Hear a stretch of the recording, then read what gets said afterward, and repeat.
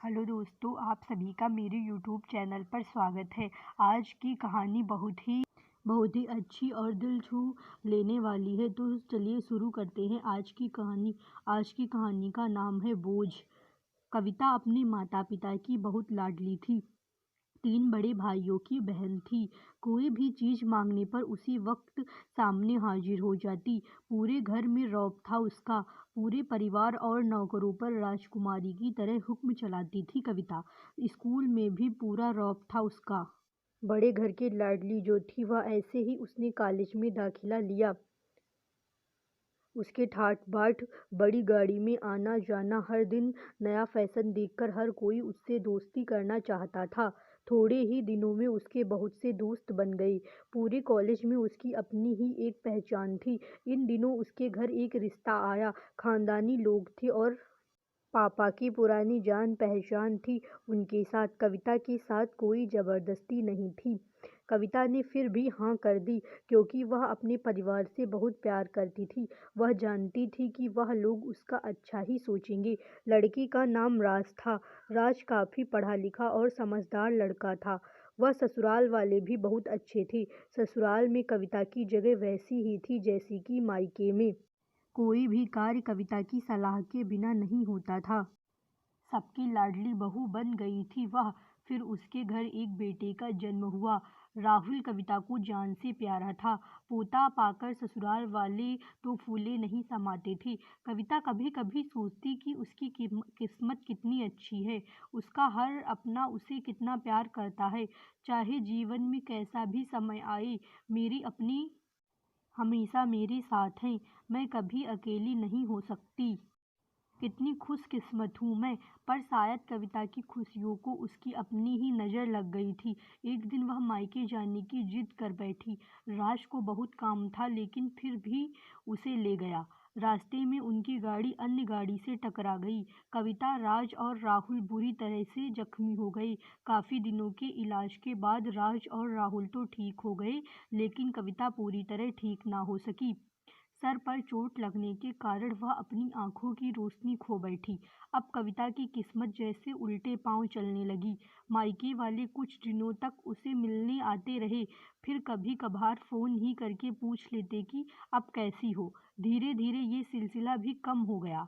ससुराल वालों की सहानुभूति भी कम होने लगी। घर में किसी को पास बैठने के लिए कहती तो जवाब मिलता, बहुत काम है, अब तुम भी हाथ नहीं बटा सकती। राज भी चिड़चिड़ा हो गया था।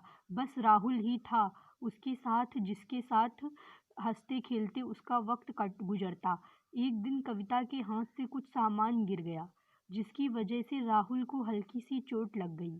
कविता के सास ससुर ने राहुल को उससे अलग कर दिया कि कहीं उसके ना देखने की वजह से बच्चे का कोई नुकसान ना हो जाए।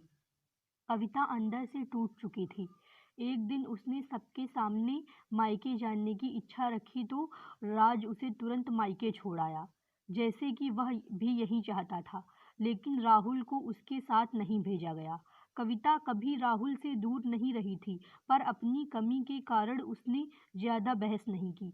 कविता को लगा कि वह 3-4 दिन वहां रहेगी तो थोड़ा हवा पानी बदल जाएगा, क्योंकि वह कितने दिनों से कहीं भी बाहर नहीं गई थी।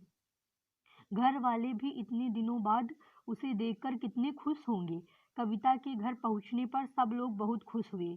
खाने में सब कुछ कविता की पसंद का ही बना था। उसने अपने मम्मी पापा और भाई भाभीियों से दिल खोल कर बातें की। उनके छोटे छोटे बच्चे भी बुआ के साथ घुल मिल गए थे। रात को सोते वक्त जब वह कपड़े बदलने लगी तो उस पता चला कि उसका बैग तो बहुत भरा हुआ था। वह सब समझ गई। वह बहुत उदास हो गई। कुछ दिनों तक तो सब ठीक रहा, फिर जैसे सब बदलने लगा, सबका व्यवहार बदल रहा था। वह लोग जैसे थक चुके थे उससे। सब लोग घुमा फिरा कर पूछने लगे कि राज कब आ रहा है उसे ले जाने। वह बहाना बना देती, जबकि वह जानती थी कि अब उस घर में अब उसके लिए कोई जगह नहीं है। कविता से चलते वक्त कुछ न कुछ नुकसान हो जाता। थोड़ी बहुत टोका टाकी उसे सुनाई देती, वह टाल देती। एक दिन उसके हाथ से लगकर एक कीमती फूलदान टूट गया। छोटी भाभी ने बहुत हंगामा मचाया। कविता के माता पिता रोज रोज के झमेलों से तंग आ गए थे। उन्होंने राज को खुद से फ़ोन कर दिया। राज कविता को अपने घर ले गया। कविता को अपने परिवार वालों से ये उम्मीद न थी। जिस कविता के कहे बिना घर में एक पत्ता भी नहीं हिलता था, उस घर के लिए वह अब बोझ बन चुकी थी। राज के साथ ससुराल आते वक्त वह बहुत खुश थी, क्योंकि वह अपने घर जा रही थी, अपने जिगर के टुकड़े राहुल के पास। परंतु यह भी खुशी कुछ पल की ही थी।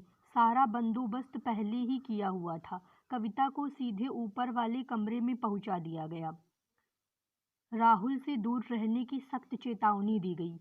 एक कामवाली लता को उसकी जिम्मेदारी सौंपी गई, जो उसके खाने पहनने जैसी जरूरतों का ध्यान रखती। कविता ज्यादातर चुप ही रहती। कभी कभी कामवाली लता से थोड़ा बतिया लेती। उसके जरिए राहुल का पता चल जाता। सबकी लाडली बेटी और बहू सबके लिए लाडली से बोझ बन चुकी थी। आपको यह कहानी कैसी लगी हमें ज़रूर बताइए, और ऐसी ही कहानियाँ और सुनने के लिए चैनल को सब्सक्राइब कर लें। धन्यवाद।